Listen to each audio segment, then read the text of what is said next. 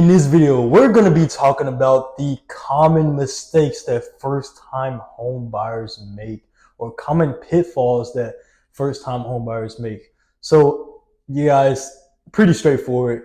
Let's jump right into the video. Welcome back, guys. My name is Cody Garrett. I'm with Century 21 Parker and Shawgins Realty. Welcome back to another video. And in today's video, we're going to be talking about the common mistakes first-time home buyers make, guys.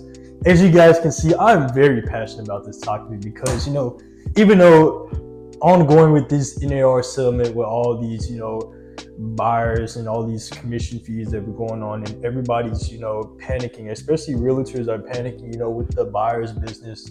They think it's just the end of buyers agents for some reason. But even though I'm moving towards a more listing focused business, I still have love for my buyers and I still have love for my first time home buyers. And whenever it comes to avoiding pitfalls or avoiding mistakes for first-time home buyers, I'm the guy to go to because I'm just so passionate about, hey, don't do this, don't do that, don't do this whenever it comes to, first-time home buyers. And really, the reason why I wanted to make this video is because I made a YouTube Shorts. Be sure to follow my social medias, Instagram, Facebook, and TikTok, where I post shorts. I post reels about tips that I give out every day, and I post daily property tours every week, not daily. But anyway, so yeah, I posted a first time home buyers mistakes. I'll put it up on screen if I didn't already, but I talked about that and it got me really thinking, hey, I probably already made a video, and this probably was my first video, but I want to make like a little part 2 on mistakes that first time home buyers need to avoid. Because think about it, guys,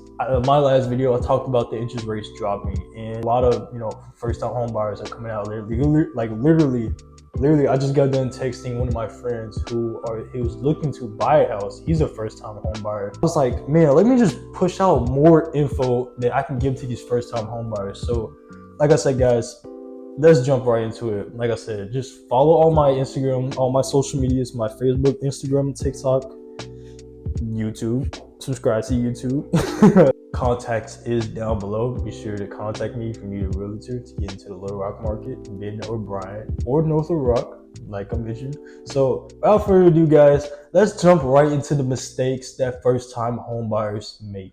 Number 1 that I'm gonna keep preaching to the day I die: not getting pre-approved for a mortgage. As much as I love my buyers, but if you're a buyer and you come to me and your credit's bad, before I send you to a lender to get your credit fixed, and you don't do the credit repair, what's the point? Like, at this point, you're kind of wasting time.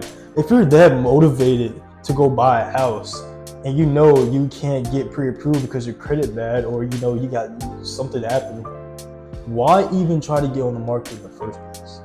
Not only wasting us agents' time, but you're wasting a lot of people's time. You're wasting your own time. You gotta think about it. If you're not a cash buyer, skipping the pre-approval process is probably one of your biggest mistakes ever, because like I said, a lot of first-time home buyers think that this is just a one-step deal. Like, hey, I'm gonna go buy a house. Like, literally, they think it's just a swipe of a debit card. I'm gonna buy this house, take my money. No, that's not how it works. You have to go through a lot of processes. And another tip that I'm going to mention next is, fees in the transaction. I'm going to mention that later on in this video. Fees in the transactions. People think that they just buy the house just willy-nilly, and they think they could just put 20% down, or put all their money down. And putting all your money down as a down payment is probably one of your worst decisions that you can do, other than not getting pre-approved. Not coming with a pre-approval letter. It's already a sign that, hey, you're gonna waste my time. And we try to avoid those people as much as we can, especially at the end of the day, this is just a business.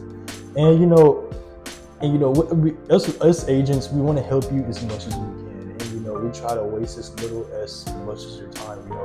We don't want our time wasted. Pretty sure you don't want your time wasted. So that's number 1.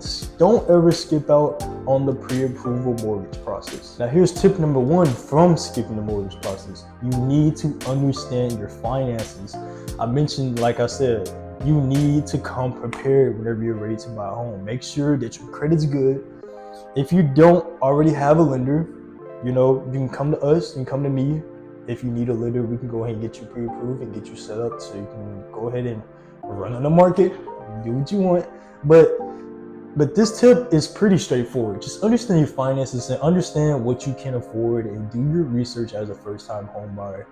You know, FHA loans, if you got a VA loan, if you got a government loan where you can't, you know, you got low income, you know, those type of loans too. You know, do your research. Don't be afraid to do your research. You know, and I encourage people to do their research because not only are you more educated, but you're a lot, you know, you look more appealing. You look more smarter when you come to the agent. Like, if you come to the agent and, you know, you're very knowledgeable, this agent will be like, man, this is going to be a very workable buyer.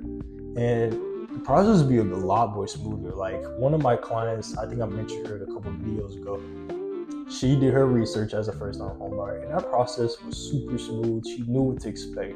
She knew the fees. She knew the whole process. And it was like, man, it was just smooth as butter. And it was like, man, it's just, I encourage a lot more people to be like that because it's like, you know what the game is. If you come here with no knowledge, you're just completely blindsided and don't know what to expect. So yeah, that's pitfall number one, and that's tip number one. Pitfall number one is not getting pre-approved, and tip number one is knowing your finances to solve that solution. Pitfall number two is skipping the home inspection. People think that whenever you're buying a home, you don't need a home inspection because they think the property is just in tip-top shape. And like I mentioned in the last tip, I had a client who thought the whole transaction was pretty smooth, but her HVAC system, you know, heating, air, ventilation system was messed up, and we were literally like a few days before closing, and she realized that, you know, we couldn't do anything. And you know what happened? It costed her money out of pocket to get that fixed because I think the inspector or somebody that I probably had to look in the text messages, but somebody wasn't doing their job right, and you know, they didn't want to come out and fix the thing because that's your job. You're supposed to fix it, right? So it's like getting not having that home inspection. You never know what's wrong with the home.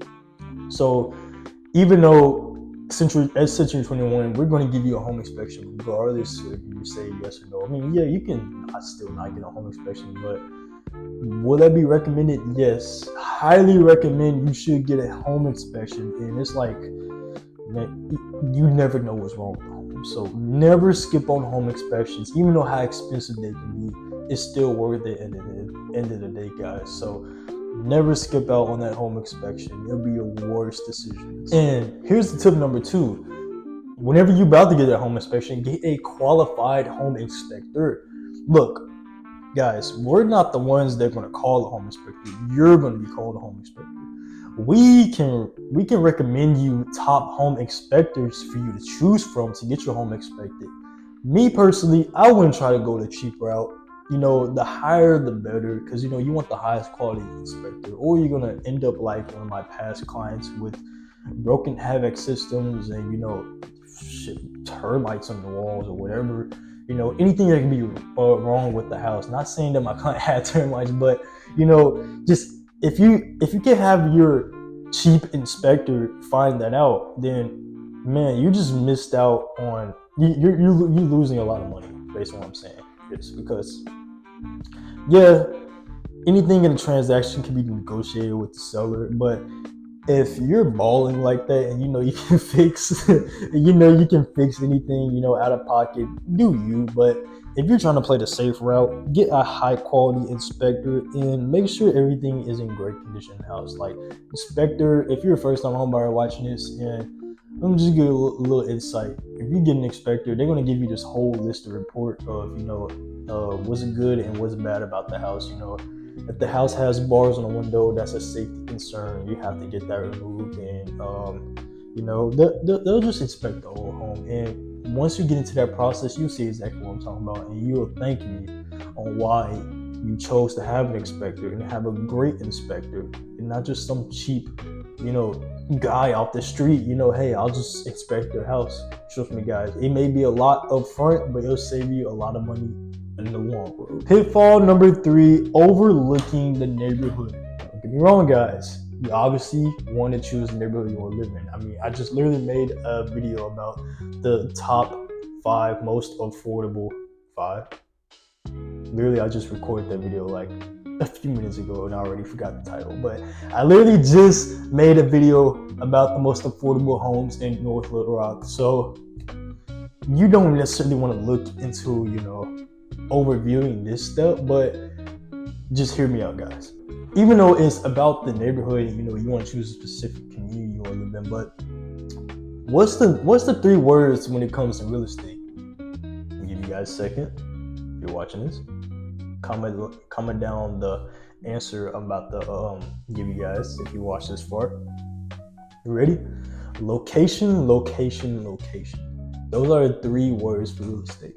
You may want to choose the neighborhood you want to live in. I'm not saying you're forcefully having to live in a community that that's near whatever you're trying to get to. I mean, that probably didn't make sense, but just don't overlook the neighborhood. You want to really dive into the location of that area. This one's pretty self-explanatory. For the tip number 3, just do more research of the area.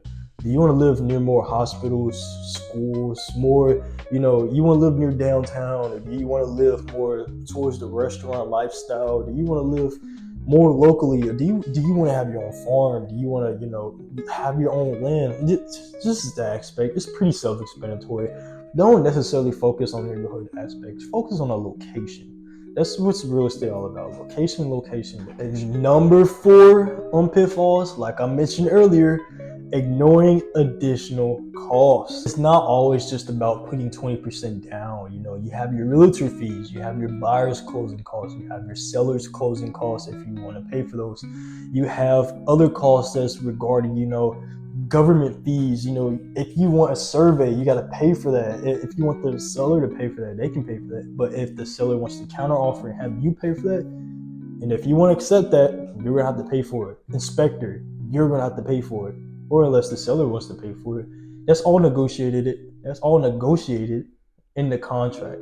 Don't ignore these additional costs when it comes to the real estate transaction. I praise this and I preach this to every first-time home buyer. Don't use all your money as a down payment. It's one of your worst mistakes ever. And I even have it in one of my YouTube shorts. It's one of my most viewed YouTube shorts. The common mistake that first-time home buyers always miss. And now for the tip for number 4. Like I said, guys, it's pretty self-explanatory. Just budget. Literally just budget. Just budget your expenses. Have that talk with your realtor about, commission fees, and let them know, hey, what are my buyer's closing costs if I want to put an offer on this specific type of home? Or, ask them, don't be afraid to ask your realtor questions, about the additional costs, because there will be additional costs, guys. Don't overthink that. Don't think it's just a 20%, I'm just putting down my mortgage payment just to buy the house. No, guys, there's a lot more to the transaction, and don't be afraid to ask your realtor that. And that leads to actually my next point, pitfall number 5. Not working with a real estate agent. I know I mentioned in a few videos ago that, hey, you can buy a home without a real estate agent. It's possible. I mean, for sale by owners, you can just write a check and just take it to the title company, or you can do wholesaling, or you can do all these other stuff. But without having a real estate agent and you're a first-time home buyer, it's basically you're going into a fight. It's like basically going to a gunfight, with a blindfold. You're going to a gunfight with a blindfold. And you're just going based off what you hear, not going based off what an agent is telling you. And an agent is basically, we're supposed to be those people that are supposed to guide you through that, transaction process. Like I mentioned in the last point with the expenses and budgeting, you guys really have to know that, because there's so much that you can do that you can fuck up a transaction without purposefully knowing that all the fees that come with the transaction, all these, stuff that comes with the transaction, like it's like I mentioned, you're literally going into a gunfight blindfolded if you don't have a real estate agent. And, not saying to pressure you guys into having a real estate agent. Like I said, you don't have to have a real estate agent, but what I recommend it, yes. Lastly, number 6, and this is kind of one that's probably a little uncommon, but I'm still gonna throw it out there. But rushing the process. Real estate transactions, or they usually would take up to 30 to 60 days, depending on when you want a closing date. You gotta think about it. There's an inspection period. There's a closing date. And sometimes transactions don't always go smoothly. There might be stumbles. There might be addendums that come through. There might be, I recently had this happen to me. The buyer will lose the funds, and something may happen with the seller. Anything can happen with a transaction. Not the process always going smooth. There's a 99% chance that real estate transaction will go smooth as operated. Most of the time, there's going to be some like hills to get over. There's going to be stumps. There's going to be stuff that's going to be in your way to the transaction will mess up somehow. But that's not going to determine that, hey, I'm going to lose this house. No, just be more expected that there will be some stuff that might happen in transaction. Not saying it's always going to happen. Not saying it's going to happen, but just expect it. And that brought me to my tip: just be patient. Be patient with the process. Buying a home is already a big process in itself, and as a first-time home buyer, that's already a big step in your life. You're buying your first home, and it's like, hey, patience will pay it off, and that's the thing of real estate. Real estate is a big patient game, and that not only goes for first-time home buyers. It goes into a real estate agent too. Real estate is, like I said, it's mostly a patient business. You gotta really, most of our business come off following up with people, and maybe that one day, or maybe you'll struck that goal of, hey, you want a house now, you want to sell your house now. But that's tip number 6: being patient. But overall, guys, that is it. That is 6 common pitfalls and 6 tips to avoid when it comes to buying your first home. Hope you guys enjoyed this video. And you guys, if you want to see more common pitfalls for first-time home buyers, be sure to comment that down below. I want to make a seller's common pitfalls soon too. And I'm going to go over most things that sellers fail to realize or fail to do. For example, 1, overpricing your home. There's number 1, overpricing your home and letting it sit on the market. But like I said, guys, I'm very passionate about that. Let me know what you guys think. Let me know in the comments below. Are you a first-time home buyer? Are you looking to get into the market in the future? Let me know what you think about these tips, and let me know if you already know these tips or you probably learned something new. But let me know, guys. Be sure to follow my social medias, and be sure to contact me down below if you have any questions about the real estate market, or you need a realtor, or need anything at all as far as real estate. So, that's about it, guys. Hope you guys enjoyed this video. I'll see you next one. Let's get it.